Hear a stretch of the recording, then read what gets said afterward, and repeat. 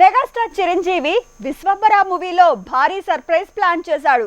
Super star Rajinikanth తన వెటియాన్ shooting కి గుమ్మడికాయ కొట్టబోతున్నాడు. కమల్ జూన్ తో పాటు నవంబర్ ముహూర్తాల్ని కబ్జా చేస్తే సూర్య మాత్రం దసరా దీపావళిని లెక్కలు వేసుకుంటున్నాడు.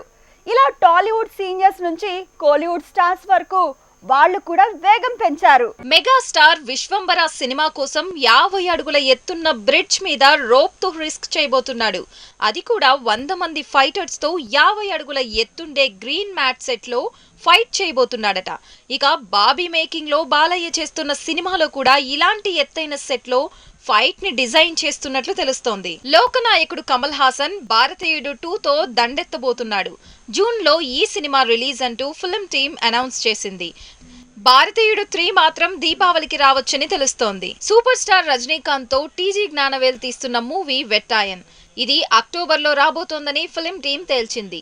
ఇక జూన్ నుండి లోకేష్ కనకరాజ్ మేకింగ్ లో రజనీ సినిమా రెగ్యులర్ షూటింగ్ షురూ అయ్యేలా ఉంది. కింగ్ నాగార్జున కల్కి మూవీలో స్పెషల్ రోల్ వేయబోతున్నాడంటున్నారు. పరశురాముడి పాత్రలో మన్మధుడు నాగ్ కనిపించే ఛాన్స్ ఉందట. తను ఆల్రెడీ షూటింగ్ లో పార్టిసిపేట్ చేశాడని కూడా ప్రచారం జరుగుతోంది. కోలీవుడ్ స్టార్ సూర్య కంగువా మూవీతో దండెత్తబోతున్నాడట.